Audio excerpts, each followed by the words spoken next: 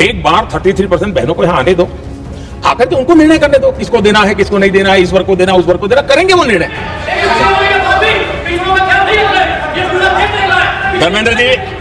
धर्मेंद्र जी मैं आपका बहुत आभारी हूं कि आपने मेरी पहचान करा दी। ये बात सही है, मैं अति पिछड़े समाज से आता हूं।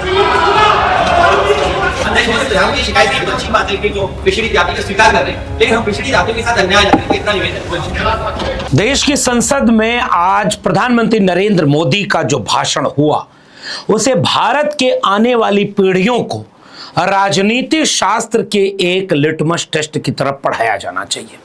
किसी देश का प्रधानमंत्री किस भाषाई चतुरता से, राजनीतिक चालबाजी से, सच को छिपाकर, भावनाओं का लिबास उड़ाकर अपनी राजनीतिक रोटी सेक रहा है।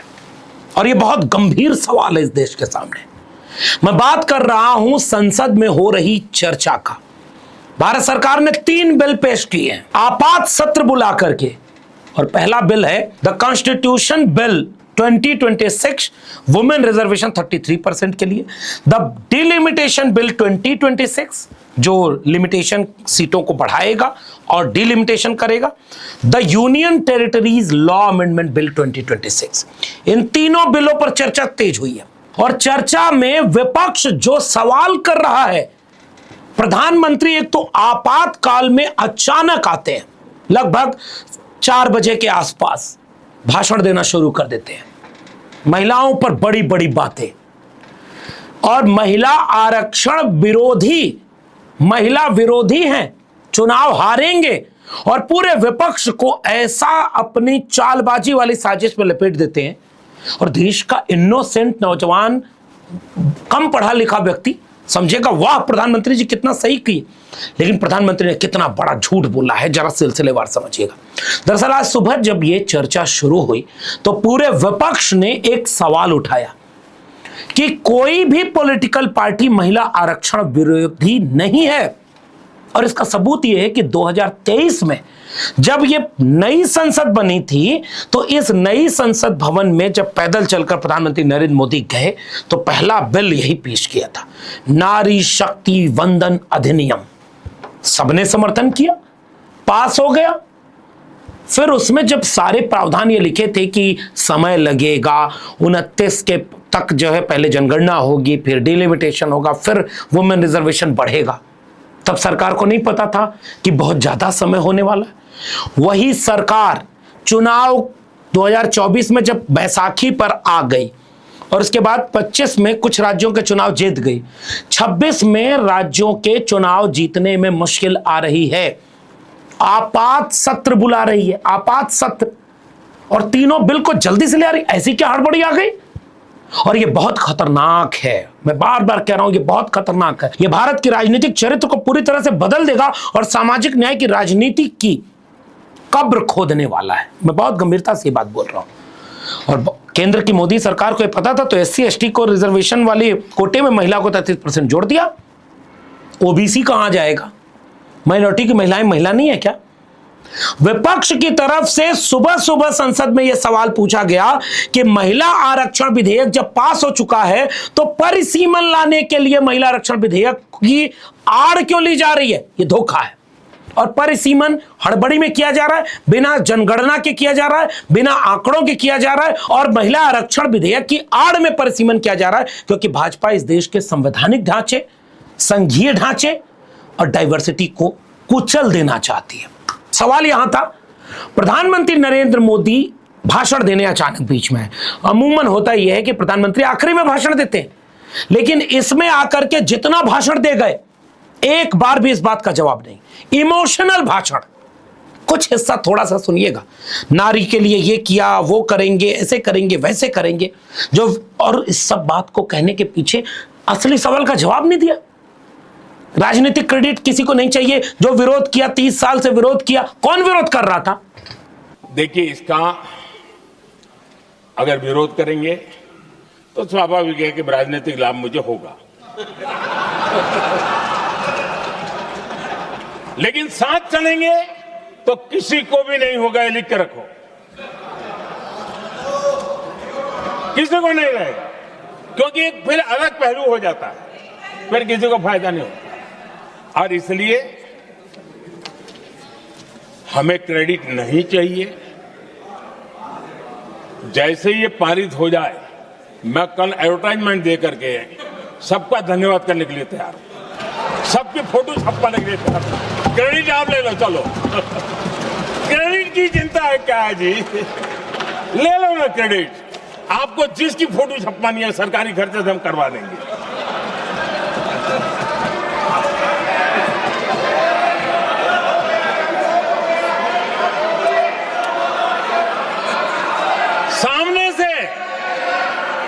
सामने से क्रेडिट का ब्लैंक चेक आपको दे रहा हूं।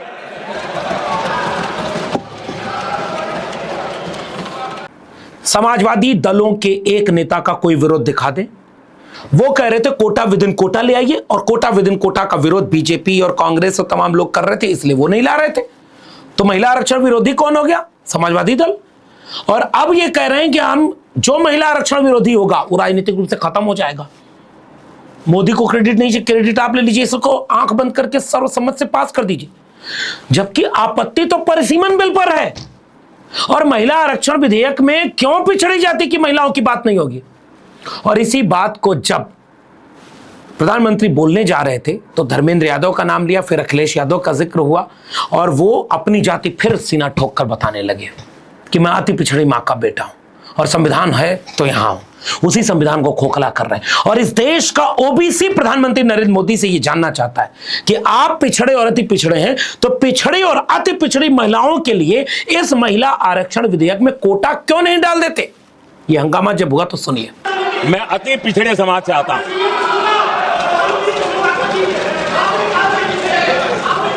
धर्मेंद्र जी, मैं आपका बहुत आभारी हूं, और अखिलेश जी मेरे मित्र हैं तो कभी कभी मदद कर देते हैं।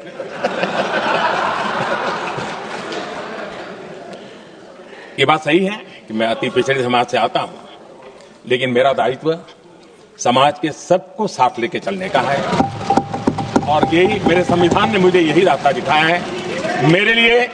मेरे लिए संविधान ही सर्वोपरि है, और इसलिए और यह संविधान की ताकत है कि मेरे जैसा अत्यंत छोटे समाज का, अति पिछड़े समाज के व्यक्ति को इतना बड़ा दायित्व देश ने दिया। और इसलिए मैं तो देशवासियों का ऋणी हूं, और मैं तो संविधान निर्माताओं का ऋणी हूं कि जिसके कारण आज मैं यहां हूं।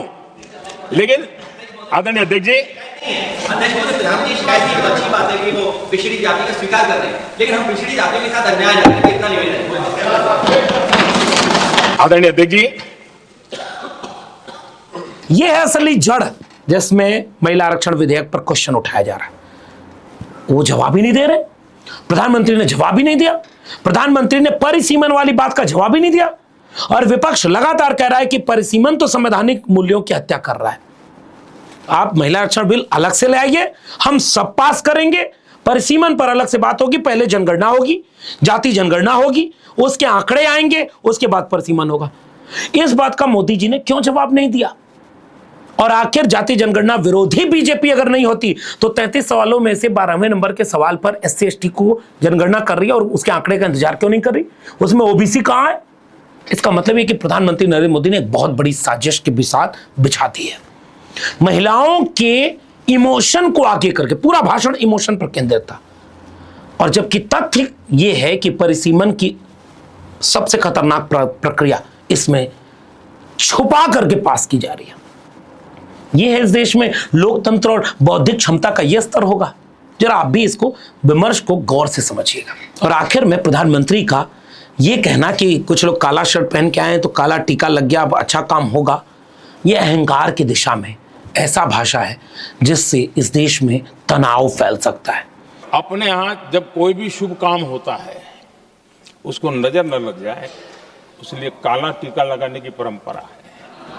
मैं आपका धन्यवाद करता हूं काला टीका लगाने के लिए, बहुत बहुत धन्यवाद।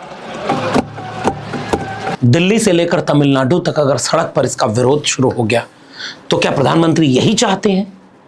तकनीकी पहलू का जवाब दिए बिना इमोशनल भाषण, क्या देश का नागरिक बिल्कुल नहीं समझ रहा है इस साजिश को बीजेपी के? आप समझ रहे हैं कि नहीं, नीचे टिप्पणी जरूर करिएगा। और प्रधानमंत्री के इस भाषण का जो विश्लेषण मैंने किया और विपक्ष के सवालों का जो आपको विश्लेषण किया, इन दोनों में तुलना करके अपनी धारणा स्पष्ट बनाइएगा। भाजपा बहुत बड़ी साजिश कर रही है और पूरे देश का राजनीतिक चरित्र हमेशा के लिए बदलने जा रही है। सजग रहिए, जागरूक रहिए। वीडियो पसंद आई हो तो इसे लोगों तक शेयर जरूर करिएगा। फिलहाल इस वीडियो में इतना ही। नजर बनाए रखिए, हम इसका बार बार विश्लेषण करेंगे और कुछ और तथ्यों से आपको रूबरू कराएंगे। तब तक चैनल को सब्सक्राइब नहीं किया तो कर लीजिए, बेल आइकॉन दबाएंगे तो अगली वीडियो की सूचना मिलेगी। सोशल मीडिया के बाकी प्लेटफॉर्म पर डॉक्टर लक्ष्मण यादव को फॉलो करिएगा। फिर मिलेंगे, तब तक के लिए बहुत बहुत धन्यवाद।